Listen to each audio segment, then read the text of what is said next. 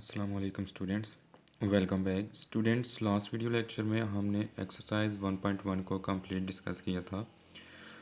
आज का जो हमारा टॉपिक है वो है एक्सरसाइज 1.2। तो एक्सरसाइज 1.2 की तरफ चलते हैं स्टूडेंट्स। एक्सरसाइज 1.2 में फर्स्ट क्वेश्चन है, identify the following matrices are square matrix, row matrix and column matrix. कि ये जो इसमें मैट्रिक्स दिए हैं, इन मैट्रिसेस में से हमने तीन तरह के मैट्रिसेस की आइडेंटिफिकेशन करनी है, तीन तरह के मैट्रिक्स की पहचान करनी है। कौन कौन से मैट्रिक्स हैं? स्क्वायर मैट्रिक्स कौन सा है, रो मैट्रिक्स कौन सा है और कॉलम मैट्रिक्स कौन सा है। तो पहचान के लिए स्टूडेंट्स आपको इनकी डेफिनेशन आनी चाहिए कि स्क्वायर मैट्रिक्स क्या है। डेफिनेशन आएगी तो पहचान होगी। रो मैट्रिक्स क्या है और कॉलम मैट्रिक्स क्या है।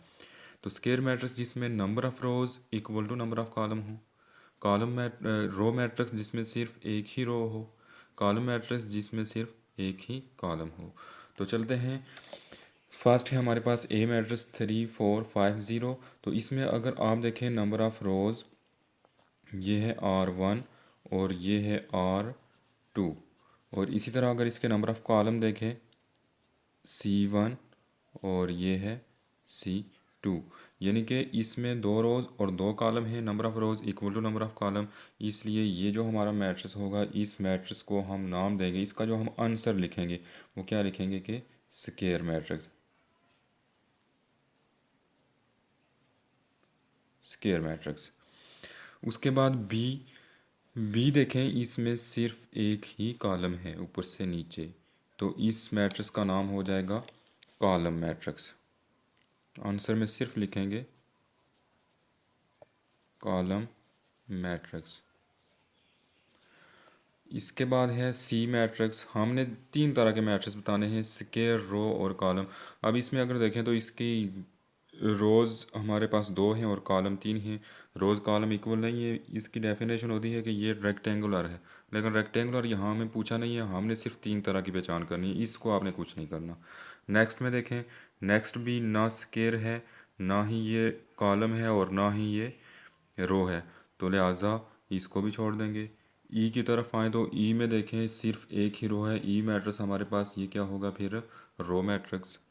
एफ मैट्रिक्स को देखें तो इसमें नंबर ऑफ़ रोज़ तीन हैं और नंबर ऑफ़ कॉलम भी कितने हैं, तीन हैं। 3 by 3 का ऑर्डर होगा इसका, यानी कि इसमें इक्वल है नंबर ऑफ़ रोज़ और नंबर ऑफ़ कॉलम, इसलिए ये मैट्रिक्स क्या होगा, स्क्वायर मैट्रिक्स होगा। इसका जब हम लिखेंगे तो ये क्या है, स्क्वायर मैट्रिक्स। जी मैट्रिक्स सिर्फ एक ही रो है, तो ये मैट्रिक्स हमारे पास क्या होगा, रो मैट्रिक्स। आई मैट्रिक्स देखें, इसमें 1 0 0 1, तो ये आइडेंटिटी मैट्रिक्स होता है, लेकिन हमें यहाँ पूछा हुआ नहीं है कि आइडेंटिटी भी आप आइडेंटिफिकेशन करें, तो इसको भी छोड़ देंगे।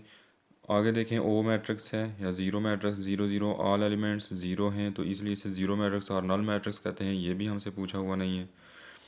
एच मैट्रिक्स देखें, ए बी सी, ऊपर से नीचे सिर्फ एक ही कॉलम आ रहा है, तो ये लिहाजा क्या, कौन सा मैट्रिक्स होगा, कॉलम मैट्रिक्स। इस क्वेश्चन में हमने सिर्फ पहचान तीन मैट्रिक्स की ही करनी थी कि आप इसमें से वो मैट्रिक्स निकालें जो स्क्वायर हैं, रो मैट्रिक्स हैं और कॉलम मैट्रिक्स हैं। नेक्स्ट चलते हैं क्वेश्चन नंबर 2 की तरफ। तो क्वेश्चन नंबर 2 है, write down A matrix of order 3/2। कि आप एक ऐसा मैट्रिक्स लिखें जिसका ऑर्डर 3/2 हो। अब 3/2 ऑर्डर बताया है, हमने मैट्रिक्स खुद लिखना है। 3 यहाँ क्या होगा, नम 3 रोज़ को शो करेगा और 2 जो होगा वो किसको करेगा, कॉलम को। क्योंकि जब हम किसी मैट्रिक्स का ऑर्डर लिखते हैं, पहले रोज़ को लिखते हैं, उसके बाद कॉलम्स को लिखते हैं। तो 3/2 का एक मैट्रिक्स लिखना है, मसलन हम मैट्रिक्स लिख देते हैं, ऐसा मैट्रिक्स लिखना है जिसमें हम रोज़ कितनी बनाएं, तीन बनाएं, 1 2 3। ये first row, second row, third row, रोज़ तीन बन गई हैं। उसके बाद कॉलम कितने होने चाहिए, 2। यहाँ कोई और लिख लें, 6 7 8। तो ये मैट्रिक्स लिख लिया। इस मैट्रिक्स का अगर ऑर्डर देखें तो इसमें नंबर ऑफ़ रोज़ 3 है और नंबर ऑफ़ कॉलम कितने, 2 है। 3/2 का ये मैट्रिक्स लिख लिया।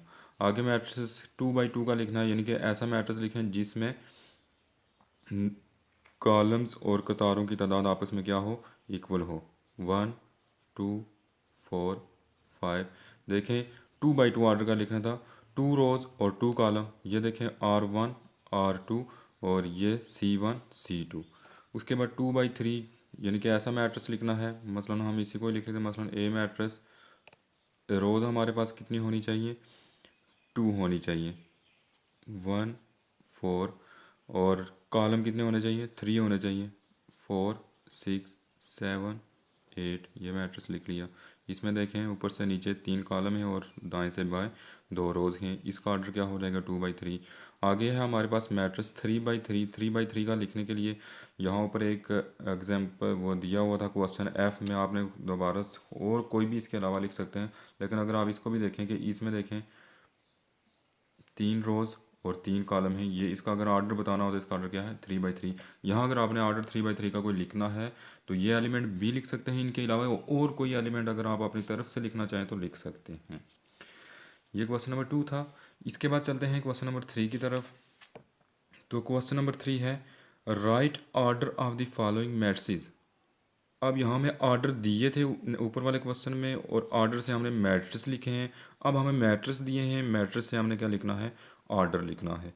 तो ऑर्डर लिखने के लिए स्टूडेंट्स हम डायरेक्ट ऑर्डर लिख सकते हैं मैट्रिक्स का। अगर हमें ऑब्जेक्टिव क्वेश्चन पूछा जाए, ऑब्जेक्टिव टाइप का क्वेश्चन आया हमें, तो हम डायरेक्ट इसको देखें कि इसमें नंबर ऑफ़ रोज़ कितनी है, 2, नंबर ऑफ़ कॉलम कितने हैं, 3, ऑर्डर क्या हो जाएगा, 2/3। यानी कि इस मैट्रिक्स का अगर हम ऑर्डर लिखें तो 2/3 होगा, यानी कि 2 इसमें रोज़ हैं और 3 इसमें क्या है, कॉलम है।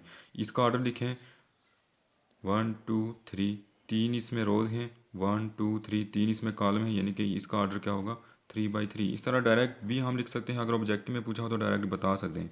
अलबत्ता अगर ये क्वेश्चन आपको 2 नंबर के लिए आए, मसलन ये क्वेश्चन लिखा है, तो ये लिखने के लिए right the order of the following matrix, इस मैट्रिक्स का ऑर्डर लिखें, तो 2 नंबर्स के लिए स्टूडेंट्स आपने फिर डायरेक्ट ऑर्डर नहीं लिखना होगा।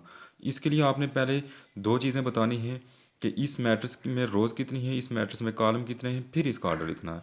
तो इसका हल करने का फिर तरीका देखें।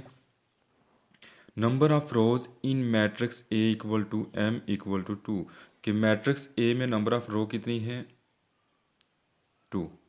और जब हम ऑर्डर लिखते हैं तो ऑर्डर हमें जो जनरल फार्मूला हमने पढ़ा था एम क्रॉस एन था। एम इसमें रोज होगी, एन क्या होगा, कॉलम होगा। तो उसके बाद लिखेंगे इसमें कॉलम्स की तादाद, number of column in matrix ए, कि मैट्रिक्स ए में कॉलम्स की तादाद 1 2 3, A equal to N equal to 3। N यानी कि यहाँ कॉलम की तादाद को रिप्रेजेंट कर रहा है और एम रोज़ की तादाद को रिप्रेजेंट कर रहा है। M equal to 2, N equal to 3। ये लिखने के बाद उसके बाद therefore order of A, अब ए का जो ऑर्डर है, ऑर्डर की पहले जनरल फॉर्म लिखें एम क्रॉस एन, उसके बाद इक्वल एम की जगह एम की वैल्यू लिखें, एम क्या था 2 और एन क्या है 3, लिहाजा इसका ऑर्डर क्या बन गया, 2/3। देखें वही ऑर्डर आ गया जो हमने पहले डायरेक्ट लिखा था। ये इसलिए होगा जब आपको 2 नंबर का क्वेश्चन करना होगा, तो पहले आपने इस तरह रोज़ और कॉलम्स की तादाद को लिखना है और उसके बाद फिर ऑर्डर फाइंड करना होगा। इसका अगर आपने ऑर्डर लिखना तो ऐसे ही लिखेंगे, मैं ज़बानी बोल देता हूँ। Number of rows in matrix B equal 3, क्योंकि इसमें 3 रोज़ हैं, 1 2 3।